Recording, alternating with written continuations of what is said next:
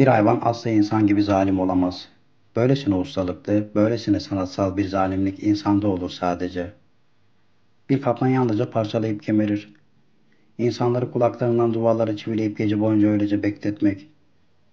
Bunu yapabilecek olsa bile aklının ucundan geçmez.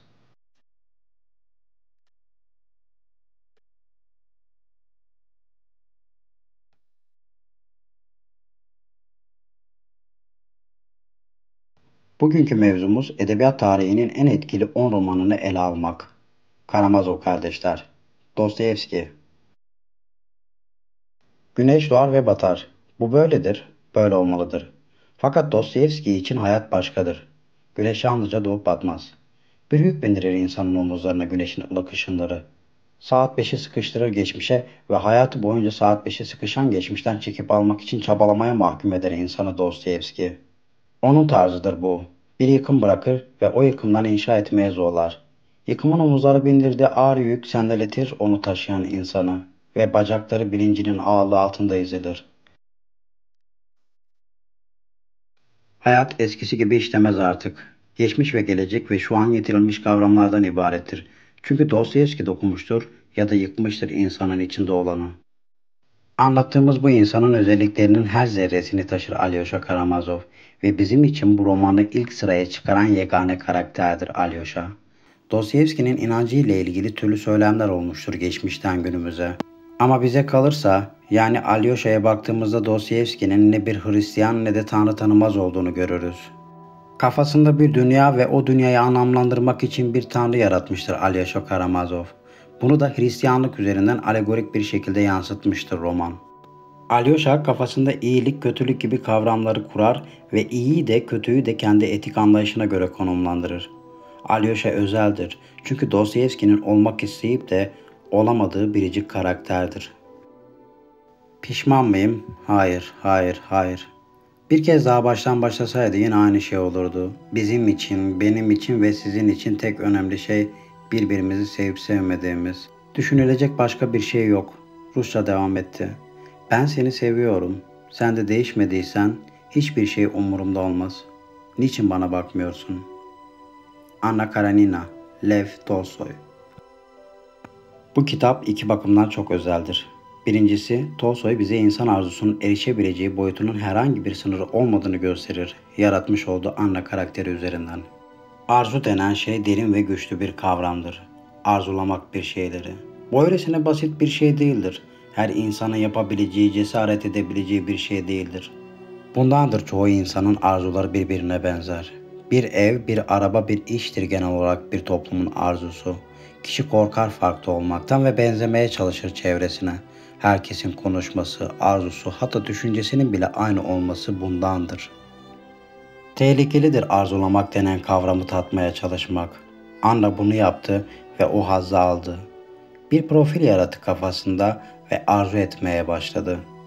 Birisinde buldu gibi oldu. Fakat Anna'nın bile fark etmediği bir şey vardı. Arzulamak istediği o şeye erişmek istemiyordu. Eriştiğini düşünmesi onun nezdinde arzusunu zayıflattı ve sürükledi peşinden. Etik ve ahlak gibi kavramlar yalnızca soyut birer kavrama dönüşür arzu denen şeyin karşısında. Hiçbir değeri kalmaz iyinin ya da kötünün. Budur Anna'yı ölüme sürükleyen.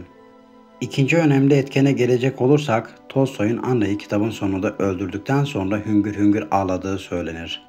Yaratmış olduğu bir kitap karakterine bu denli can vermek ve ona tutkuyla bağlanmak. İşte budur Anna'yı yeryüzündeki en güzel kadın kılan. Ölümsüz bir güzellik. Milyon kere milyon kez ölmesine karşın ölümsüz bir güzelliktir Anna.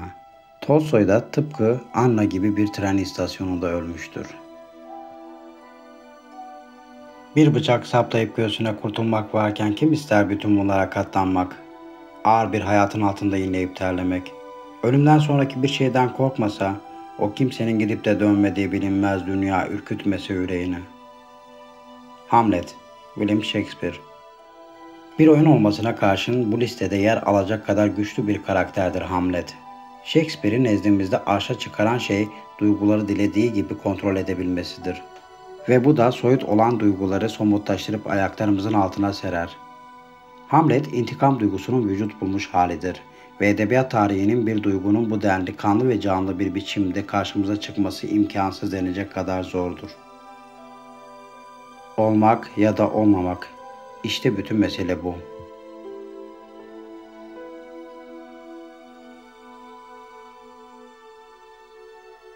Etrafınıza şöyle bir göz gezdiriniz. Gerçek hayat denilen şeyin ne olduğunu, nerede olduğunu bilmiyoruz bile. Kitaplarımızı, hayallerimizi elimizden alsalar, öylece ortada kalacağız. Yer altından notlar.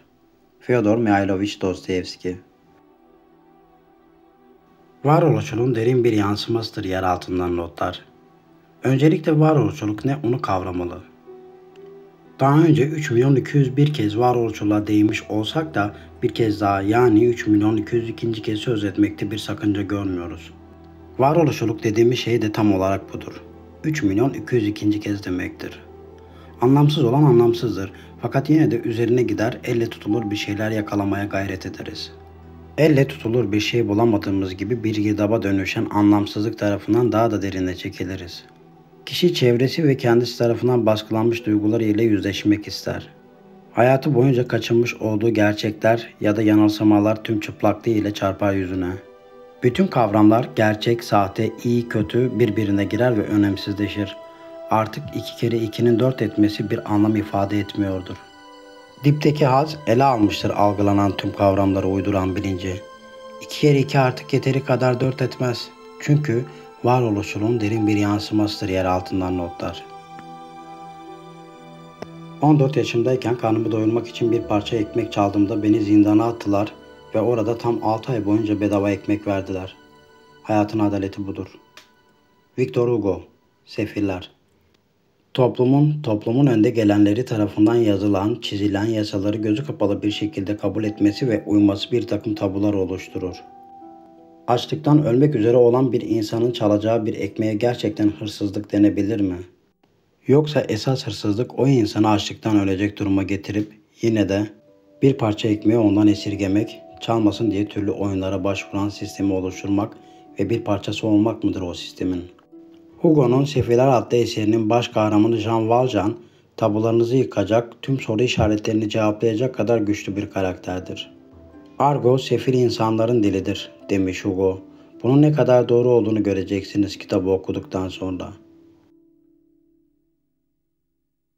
Dün de, önceki gün de, ondan önce de hep kendi kendime işkence ettim. İyileşeceğim ve artık kendime acı çektirmeyeceğim. Suç ve Ceza, Fyodor Mihailovich Dostoyevski.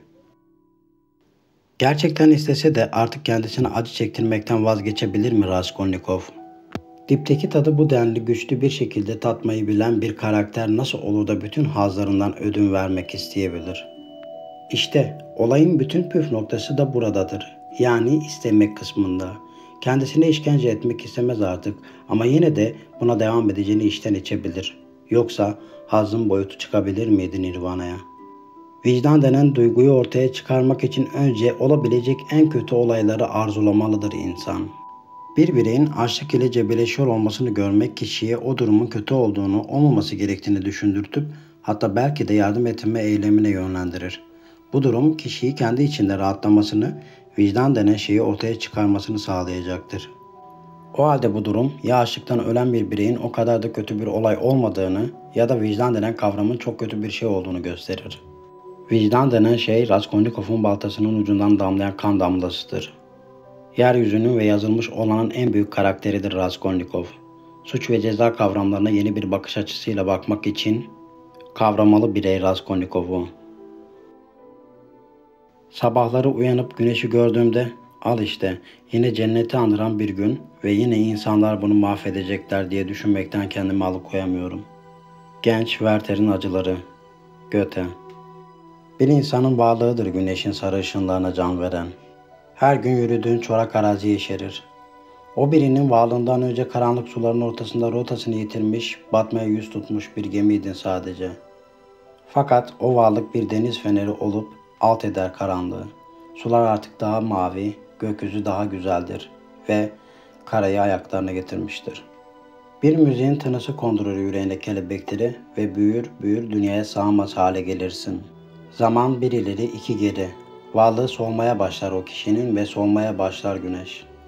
Kendini tekrardan karanlık sularda bulursun. Boğuşmak gelmez artık içinden hırçın dalgalarla. Yeniden yeni bir tanrı yaratacak gücün kalmamıştır içinde. Baş edemez çorak dünya ile Werther ve tek bir tanrı kalmıştır. Bir av tüfeği ve her şey son bulur. Döneminin en büyük eserlerinden birisidir genç Werther'in acıları ve birçok intihar vakasının sorumlusu olarak bilinir. Edebiyat tarihinin en büyük aşk ve melankoli hikayelerinden birisidir. Genç Werther'in acıları, Goethe. Zamanların en iyisiydi, zamanların en kötüsüydü. Hem akıl çağıydı hem aptallık. Hem inanç devriydi hem de kuşku. Aydınlık mevsimiydi, karanlık mevsimiydi. Hem umut baharı hem de umutsuzluk kışıydı. Hem her şeyimiz vardı hem hiçbir şeyimiz yoktu. İki şehrin hikayesi. Charles Dickens. İşte budur edebiyat tarihinin en etkili roman girişi. Ama aynı zamanda bu girişten sonra yani olayların gelişeceği yere kadar okuyucu biraz sıkılabilir. Paris ve Londra arasında gidip gelen bir hikaye. Acının, aşkın, kanın hikayesi. Fransız ihtilalini ayaklar altına seren bir başyapıt. Bu kitapla öğrendik giyotini ve yine bu kitapla öğrendik giyotine maruz kalan halkın baş kaldırdıktan sonra giyotinin kendisine dönüşmesini. Ezilen bir toplumun baş kaldırısı daha fazla ezilmemek için değildir. İçinde kalmış diğer sağlam duyguları da yıkıp öç almak içindir. Kısasa kısas yani. Burjuva, giyotin kullandıysa maruz kalan halkın içindeki intikam ateşini söndürecek tek şey yine giyotini burjuvaya karşı kullanmaktır. Bir yandan kaos, karmaşa, yıkımın şehri olan Paris, bir yandan da düzenin, istikrarın şehri olan Londra'nın hikayesi. Ben birisinden çok fazla hoşlandım ve onun adını kimseye söylemem. Onun kimliğinden bir parçayı başkasına teslim etmek gibi gelir bu bana. Dorian Gray'in portresi. Oscar Wilde. Bir ressam olan Basil yaratır Dorian Gray'i. Yaratır derken öyle basit sıradan bir portre değildir yaratır dememizdeki kasıt. Oluşacak olan bir fikrin dış görüntüsünü yaratmaktır demek istediğimiz. Lord Henry ise yaratılmış olan bu esere fikri aşılayan bir karakterdir. Eser, yani Dorian ise güzel diye nitelendirilen şeyi korumak için elinden gelen her şeyi yapar. Yaratıcıları Basil, güzelliğini ortaya çıkarırken Lord Henry ise güzel denen şeye derinlik katmıştır. Dorian kötülüğün portresidir. Güzel denen şeyi, algılanan güzel denen şeyi korumak için cinayet işlemekten bile geri kalmaz. Güçtür bu. Gücün insanın tüm duyularını ele geçirdikten sonra onu yavaş yavaş çürütmektir. Bir yansımadır portre. Yapılan her kötü şeyden sonra biraz daha yıpranır ve çirkinleşir. Yaratılan ise yani Dorian olduğu gibi kalmaya devam eder. Yıllar geçmesine karşın Dorian'ın güzelliğinden ve gençliğinden en ufak bir ödün vermemesi edebiyat tarihinin en etkili alegorilerinden birisidir. Güzelliği korumanın bir bedeli olmalıdır. Aynaya, portreye, bedenin yansıması olan ruha işkence etmektir bu bedel. Bundan kurtulmanın tek yolu ise karanlık olanı boylamaktır. Dorian Gray'in portresi, Oscar Wilde. Daha iyiyim ama tüm umutlarımı yitirmiş olarak yalnızlığa ya da beni hiç sevmemiş ve sevmeyecek olan kimseler arasında yaşamaya yazgılı olduğum sürece neşemi nasıl bulur, nasıl iyi olurum? Uğultulu Tepeler, Emily Bronte.